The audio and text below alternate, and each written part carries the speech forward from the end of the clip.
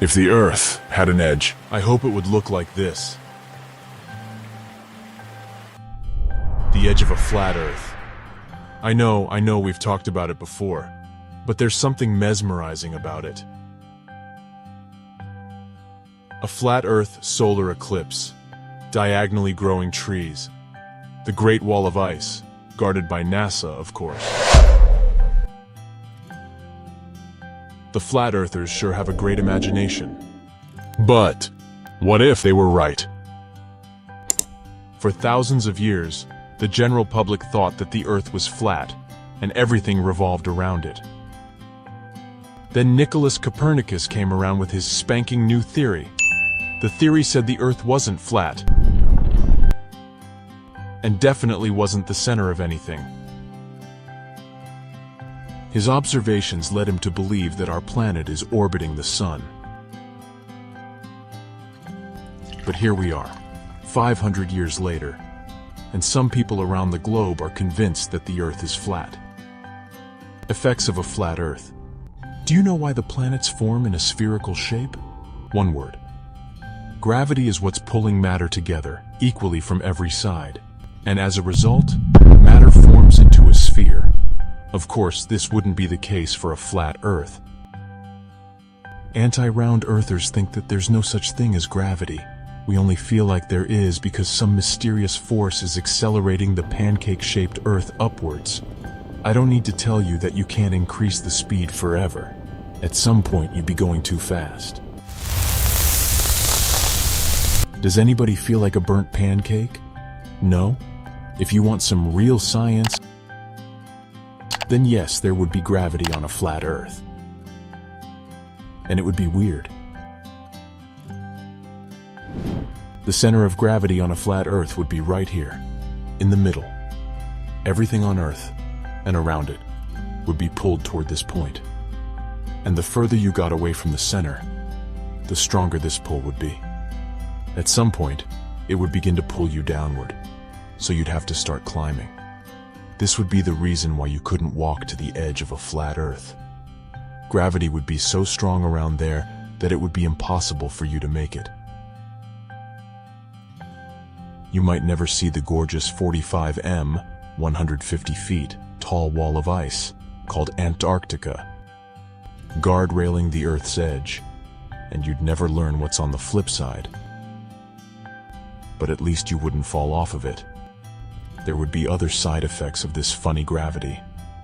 Objects closer to the edge of the Earth would fall sideways instead of down. Gravity would also make trees grow diagonally on most of the pancake-like Earth, because they'd be reaching against the pull of gravity. All the rain, snow, and hail would fall toward the Arctic at the center of the Earth. The precipitation would converge and start to build up. The oceans would get sucked to the center of the disk too, and form one big ocean in the middle. A big concern would be the air pressure on a flat Earth. Gravity would draw too much air toward the Earth's center, leaving the areas around the edge with no air pressure at all. That would be bad, because people living in a flat Earth Australia wouldn't have enough oxygen to breathe. And if you lived closer to the middle, where the Arctic would be, you'd be crushed by the weight of the atmosphere. But not for long. A flat Earth wouldn't have a geomagnetic field around it. This field is generated by the movements of the Earth's core. A flat Earth just wouldn't have one. Nothing would be holding our atmosphere in place, and eventually it would spill into space. We'd be exposed to solar radiation that would cause cancer and damage our DNA, and we'd have no breathable air anywhere on the planet, so I hope you're able to find a life support system lying around. Now, let's get to those questions we've all been waiting for. What would orbit a flat Earth? Every flat earther knows that the sun goes in circles around a pancake-shaped Earth.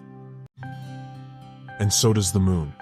They're both around 50 kilometers, 31 miles, in diameter, and act like huge spotlights. But let's bring good old science to the equation. If the sun worked as a spotlight, you'd see it from everywhere on Earth, even if it didn't shine directly on you. It would look like those alien abduction scenes.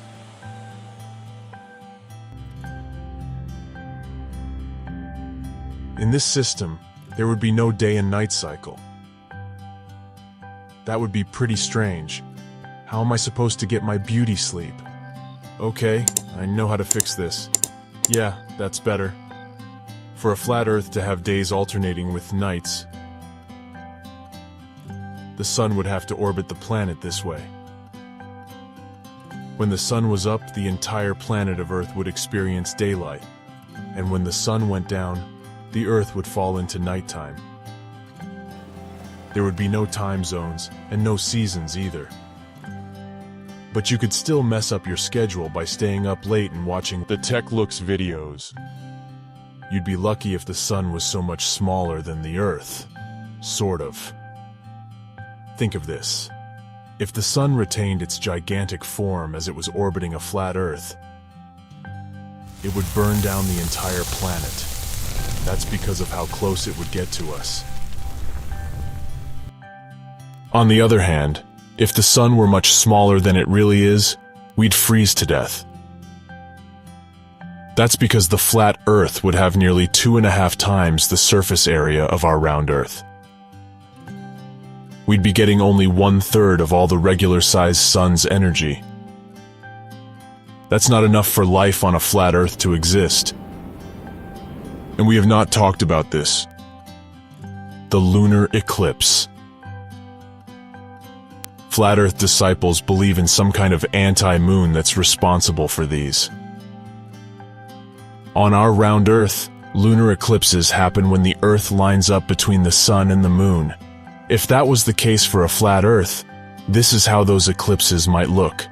And even that would require some very special alignment.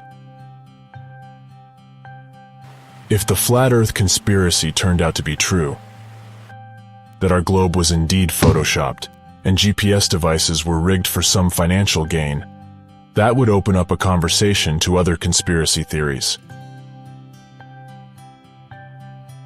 Unfortunately, many people, including the flat earthers, are living in a state of cognitive dissonance.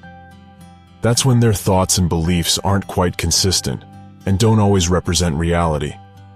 I mean, we are constantly exposed to pseudo-evidence that can support any theory at all, even if it falls flat with a bit of logical thinking. If Copernicus had spent 10 hours on YouTube watching flat Earth conspiracy videos, even he might have admitted he was wrong. And have you seen an Earth shaped like a donut? Well, that's a story for another video. For now, watch the video on how pyramids were made.